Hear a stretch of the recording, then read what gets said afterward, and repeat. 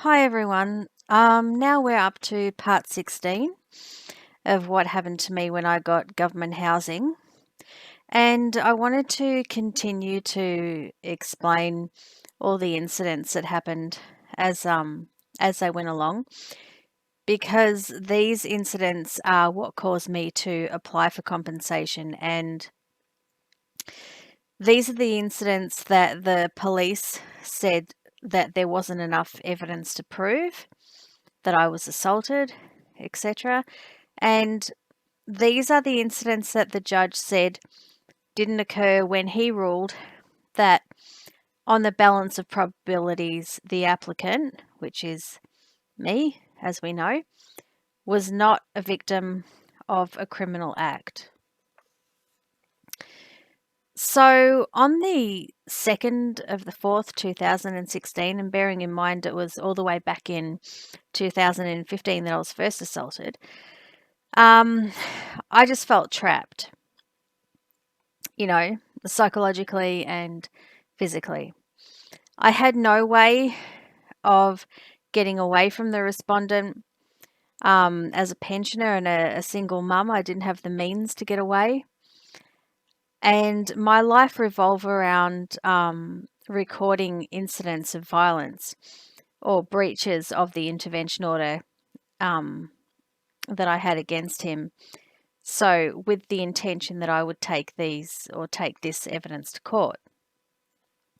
I knew that I would be applying for compensation because it was costing me so much to present all the evidence that I had to the police, to the respondent's lawyer, and to the courts. So by that I mean, the time that it took to write up my statements, to keep a diary of all of the incidents, to take photographs, which was grueling, any videos to prove claims that I made. So yeah, and like printing out the statements that I had because, as I said earlier, you need to provide these printed copies of printed statements to the court, to the lawyer, and obviously for yourself. I also wanted compensation for the assaults that I suffered and for the fact that I was sometimes unable to get out of my unit. So today I've included a video of what I had to do to get out of my unit to show you guys the reality of what it was like for me. This video was made on the 4th of the 5th, 2016, but this is what it was like nearly every day for me. Every day that I left my unit, I would set up the video camera on my phone and I would film myself getting out the door.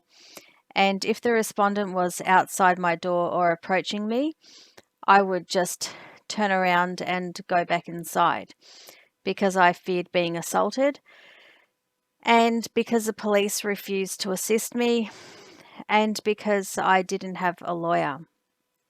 In other words, I was trapped by what the respondent did and by what people working in the justice system allowed him to do. You can see in the following video that I have cut the video because I didn't want to identify the respondent.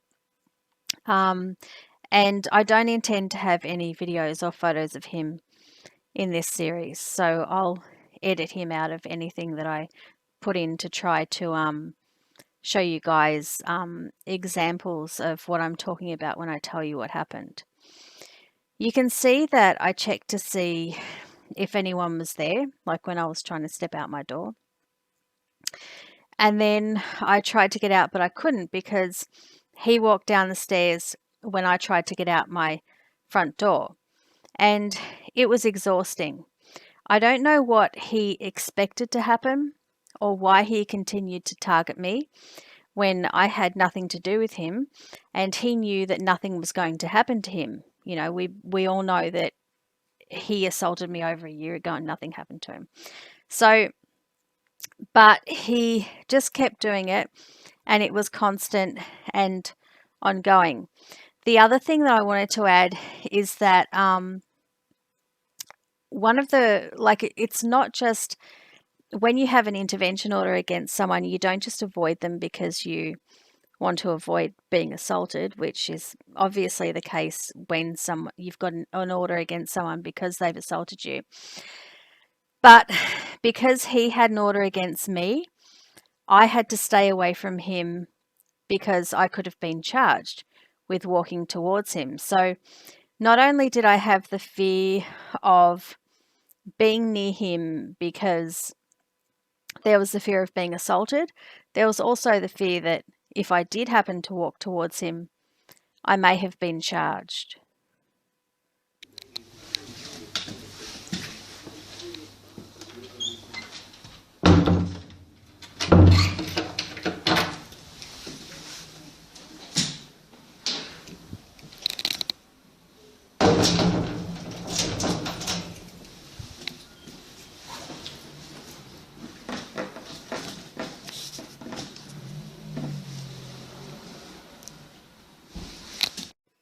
So just continuing with the incidents as I recorded them, on the 4th of the 4th, 2016, the respondent was banging on my ceiling with a hammer. On the 10th of the 4th, 2016, the respondent verbally assaulted me when I went from my unit to the laundry, which is opposite my front door. On the 12th of the 4th, 2016, the respondent was using power tools inside his unit, which was a nuisance and really annoying for us. And he was also banging on my ceiling with a hammer, which was pretty horrible. And it seemed like it was directed at us, mainly because the respondent would throw these violent tantrums, like these angry tantrums, which were directed at me, which is what I mean, like when he was charging towards me or threatening me or obviously assaulting me and driving a vehicle into me, etc. But I never knew what set those off. On the 13th of the 4th, 2016, the respondent was on the balcony of his units, of the block of units, using power tools, and it just went on and on and on, and the noise was unbearable, mainly because I couldn't get out of my unit and I couldn't get away from it. Then on the 26th of the 4th, 2016, I had put my washing in my washing machine, which was in the laundry opposite the front door of my unit.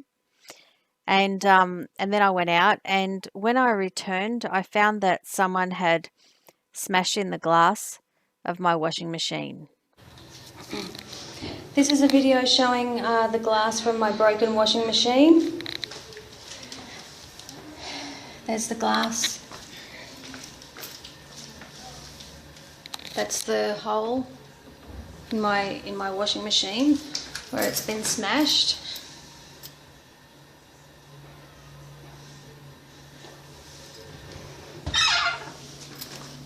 And police were called at 1:01 today, and I'm waiting attendance. So I rang 000 and I reported that incident, and I told the officers who attended what I thought had happened and what I saw. And obviously I thought it was a respondent, but if it was someone else, then I wanted that person charged. But given that everything that had happened and what I had seen the respondent do and the way he targeted me, I believed that it was him. I'll show you the video that I took of the officers who attended that day, and then after you watch it, I will talk some more about the way I was treated. I wanted to note at this point that I hadn't filmed my interactions with the police before because I didn't think that I needed to. But it was now over a year since the respondent first assaulted me, and as you know, I'd suffered a lot of other things from the first incident up until this point. And given everything that had happened to me, including the way I was treated by the police, the way I was treated by the respondent's lawyer, at the contested hearing for the intervention order. And the fact that I didn't have a lawyer, I now wanted to document as much as I could so I could prove to the judge at my court hearings that what I was saying was true. And when I look back at the way I was treated by these two officers on that day, I'm glad that I did. Do you have any other questions? Yeah, I was going to ask, how long have you lived here? I've been here for 3 3/4 years. Now? Yeah. Why is that? Just for my records. Okay. For court and so forth. So you lived here 3.5 years? 3 3/4 years, And how nearly long has 4 this years. person lived here? I've got no idea. Are you renting? Yeah, it's renting. Not to say that you should have to move out, but considering it's obviously causing angst for you, is that been a consideration in terms of... No, my daughter goes to a school in this area, and he has caused another woman to move out who also had an intervention order against him. And I think it's ridiculous for me to have to defend myself against him and move out, and for her to move out, and everyone just basically support this guy. It doesn't make sense, you know. Okay. Well, I don't know what you're saying suggests that anyone's being supported over anyone else. Does this person own their property or rent it? No, this is Housing Commission. Okay. Well, have you lodged complaints with Housing? They're aware of what the situation is with the order? I've made complaints to them and they haven't done anything about it, and the other woman made complaints to them and she didn't get into support either, and she ended up moving out, and that's obviously completely unfair. Obviously I prefer to have her living here. He causes heaps of problems for myself, he did for her, he causes problems for other people, he turns people against other people. It doesn't sound like a very pleasant place to live, regardless, even if you weren't involved with things. It doesn't sound like very pleasant. I'm perfectly happy living here, but that man has been violent towards me and other people in the block, and he's still living here. So there's no reason for me to move. I'm not a criminal. I'm not attacking people. I'm not accusing anyone of anything that they haven't done. Well, if I can find any appropriate referrals, do you feel, it doesn't sound like you feel like you've had adequate support in aspects of this situation. So if there's anything I'm I just can find filming for from you- my records, just so you know. I'm filming from my records. Ah, yeah, that's fine. Listen, I've done the door knock of what's happening. So from what I understand, upstairs we have a laundry, separate laundry. So Yeah. So it's only the people downstairs that use it. Sorry? It's only the people that are downstairs. Yeah, but anyone It's a has laundry. access to that. Yeah, so anyone could have done it. Yeah, exactly. Yeah. Exactly. But I mean, I'm friends with virtually everyone else here, and this is a person that has been violent towards me before. Like, he's also smashed a clay planter in my side yard. He uses my side yard as a rubbish bin.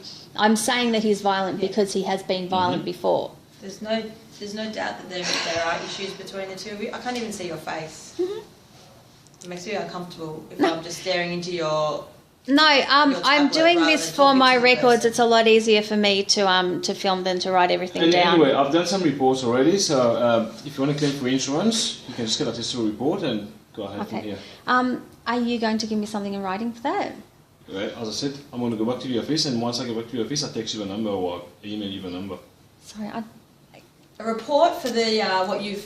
Well, hang on a minute. What exactly do you want from here? I'm confused here. Well, I reported this has been smashed because Yeah. I suspect Yeah. that man has done it, and I Okay. was hoping that you would investigate it to find out whether or not. Yeah. So what I'll it do has. is, I've done reports already. Yeah. You get access to a report. I'll give you a report number. And Okay. You can take it to your So insurance. can you write that down for me? Once I get back to your office, you get it.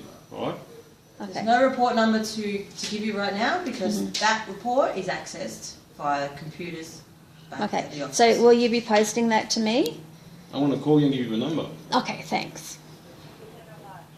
Do you want it in the post as well? No, it would. To be honest, it would be easier just to post it to me. Okay, so we won't Yeah. text it to you, we'll just send it in the mail. Thank you. At the moment, it's that if he was to say no to the allegation of damaging it, as you can appreciate, with no one seeing who's caused the damage, Yeah. ultimately, whether you think it's him or not, in front of a magistrate, it's not possibly going to be able to be determined Yeah. who's caused that damage. Yeah. Do you appreciate that? So if I just get the report that you give me, that would be good. And if you post it by mail, that would be easier than texting it to me. Right over. Thanks. Thank you. Bye.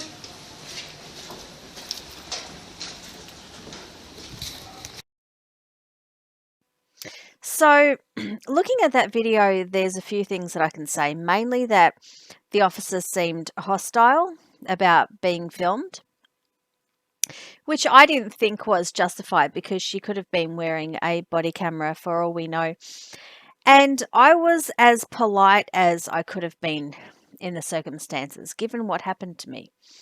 Also, I can't see any reason why being a renter was relevant to my report.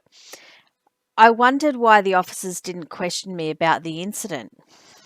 I don't believe that they took photos, so I can't see how they could have logged it as a crime, but apparently they did.